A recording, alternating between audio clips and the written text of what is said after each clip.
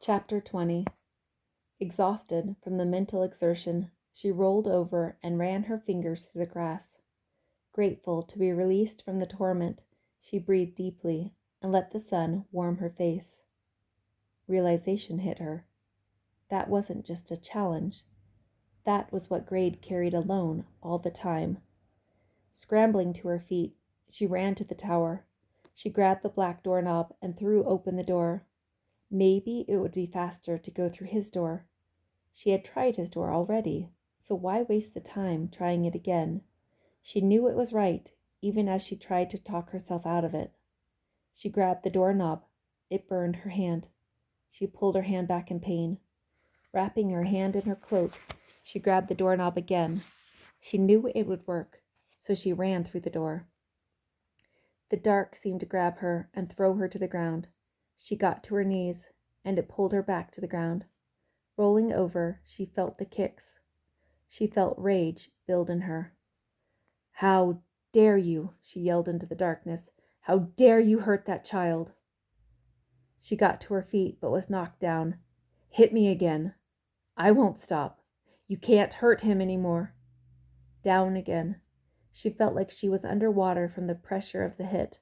Stumbling, she got up again. "You coward! You wretched coward!" She took her hardest blow, but it didn't knock her down. "You have no power here." Another hit, but she could feel it lessening. "I am not afraid of you." She barely felt the last attempt as she screamed, "Never again. You have no claim here." She ran into the darkness, knowing it had to open to her. She ran, and it became light. She was again in the meadow with the mirrors. Which one would take her to him? The butterfly had led her to him before, but that was her guide. Why had her guide taken her to him? Or was it because she wasn't ready to be led by anything else? She looked at the mirrors for a clue. They only reflected the meadow. She was missing something. She hurriedly walked around them again, trying to look at them with new eyes. She looked for anything that reminded her of Grade. As she turned to the back mirrors, she was frustrated to have missed something so obvious. The mountains. She could see the mountains in 3 of the mirrors. Stepping back to see which had the clearest view of the mountains, she ran through the one in the middle. She was falling. She must have picked the wrong mirror. Down, down, down she fell. She knew she should be terrified, but felt calm, as if she were being carried. She could see the ground coming, but the stillness shielded her from panicking. Gently, she felt lowered to the ground. She could see him looking in the water. Not wanting to startle him, she softly began to sing so he would hear her coming. A tiny voice in her mind mocked her for singing. She was not a singer. She told the voice to leave and continued. The stillness she felt when falling remained with her. He looked up with haunted eyes. She continued to sing until she reached him. She knelt softly beside him, hoping he would feel her stillness like she had felt Larsh's protection. "I hit him." "Who?" she asked gently. "I hit Roan." She was surprised by his openness and what was bothering him. It was the path. "No, I knew what I was doing.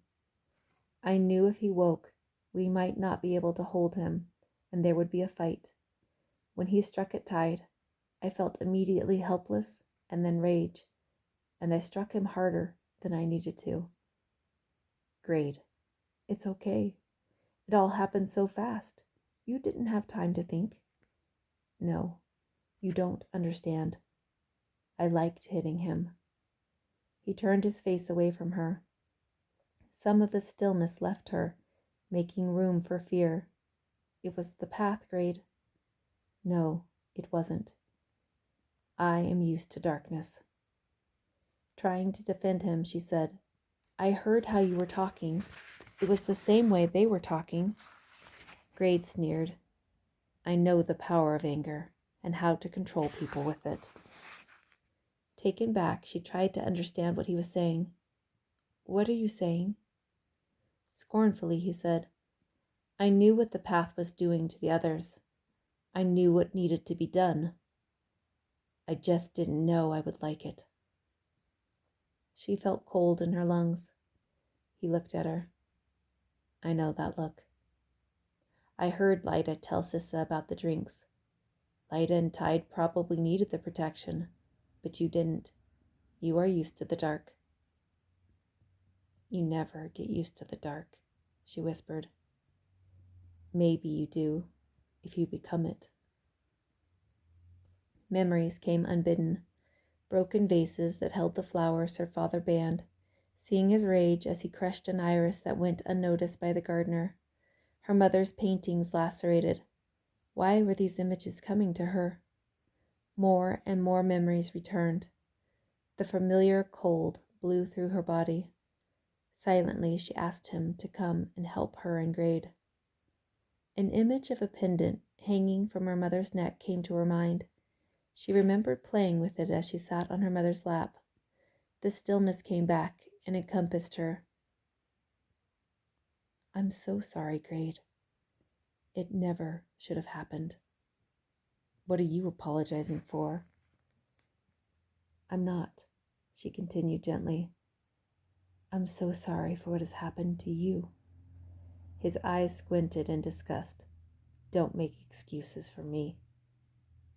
I'm not. I'm so sorry for what has happened to you.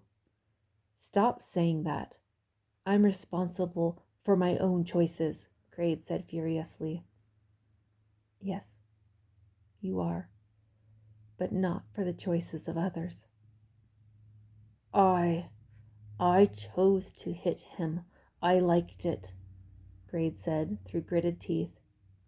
Yes, you enjoyed protecting Tide, the way someone should have protected you. And I'm so sorry they didn't. Why aren't you hearing me? Grade moaned. I liked hitting him. Of course you did, because you know you're not helpless anymore. Grade's shoulders shook as he fought his emotions. Deep growls forced their way up. She knelt in front of him and took his scarred hands in hers. I am so sorry for what has happened to you. Grade covered his head with his hands and sobbed as she covered him with her arms. Page break. They were looking for the way back when Grade said, I'm sorry too. For what? For you, he said with the steady look he had given Hal when he saw the scars on his back. Thank you. Do you think you can always tell? She laughed at the elusiveness of his question. Tell what? Those who aren't from Wisteria. The question puzzled her. What do you mean? He shrugged. I don't know. But even before you said you felt empty that first night, I knew you did. She flushed a little at remembering. Like Hal, he continued. You just know. She nodded, thinking of the two new boys. Do you think others can tell? If they didn't know we were new, do you think they could tell? Or do you think we can tell because we just know? Does that make sense? Yeah, it makes sense. I know there are good people not from Wisteria, or we wouldn't have made it. But something about Wisteria seems to make people different somehow. Maybe it's the venture. I know I'm not the same person I was a few days ago. Nodding, Grade said. That makes sense. Most of them go on the venture, at least part of it. Pausing, he asked, do people stay in Wisteria after the venture, or do most of them go home? Aneth, the lady I was staying with, was from Khaled, but she stayed. Maybe because she lost her sight in the venture. That's interesting. That's an interesting word choice. Grade tried again. Maybe interesting isn't the word, but I feel like I see a lot more now than I did before. She nodded with new understanding. And probably people that see more act differently. And if you have a whole town of people that see more, I guess it makes sense that they would act differently. He agreed with a smile. At first it was hard to be around them because they felt strange, Or maybe I felt I was strange. I understand, he agreed. They walked for a moment, both thinking, before he said, I wonder why more people don't go on the venture. Anna said her town banned them from talking about it. She wouldn't have known about it if she hadn't found a book in her grandma's trunk. How did you find out about it? I didn't until I came to the village. Aneth told me about it. No, Aneth reminded her of what she had thought was a fairy tale her mother had told her. Her mother knew about Wisteria. How? Had she been there? Oh, she said, letting her breath out shakily. You okay? My mother had a pendant that she wore on a purple ribbon. I had forgotten about it until we were talking by the creek. Why is the pendant important? It's the same design that was on Aneth's teacups. It's the symbol of Wisteria. Ugh, she stopped, disgusted at herself. It's even on their flags. How could I have missed that? Palef would be so angry. Palef's the lady that had you stand in the cellar because of the cookies. Yes, I'm sorry. When you saw that, did you hear why? I heard no words while watching your story. I just knew things. Does that make sense? Same. I saw her yelling at you and pointing at the cookies, but I didn't hear why. That part is not important. Her eyes widened with understanding. Grade. It was you. What was me? Oh, Grade. I am so sorry. He stared, confused. I wish I had been there when the cook traded you. I would have tried to help you. What are you saying? You saw me getting punished over cookies, right? Yes. Palef said I took them. She wouldn't believe I hadn't. I had to choose between an hour in the cellar if I confessed or overnight. I lied, so I didn't have to sleep down there. Afterward, Cook told Palef she had given them to a boy for a candle. It had to be you. Grade was smiling in disbelief. I can't believe it, she shook her head in disbelief, when another thought came to her. Grade, you taught me to lie, she laughed. Well, not technically, because I lied about the cookies before we met. But years later, that story came to my mind when I realized I had done something I would be in trouble for. Grade shook his head, trying to keep up. More realization came. Purple, she breathed out. Now I am really confused. Sorry, it's just all starting to make sense. Palef had me only talk about certain things with my father. She must have been trying to protect me from his anger. We had a geode that we opened, and I was telling my father about it. When I could tell he was furious, I lied. I said I got it from a boy trading us for food because I was trying to protect Palef. She gave me the geode, but I should have known not to talk about it. My father hated purple. I understand now. It reminded him of my mother. Geodes are purple. I thought Palef was upset because I talked about the geode, which I'm sure she was, but I think she was more upset remembering the cookies in the cellar. It's all so crazy. You're wrong.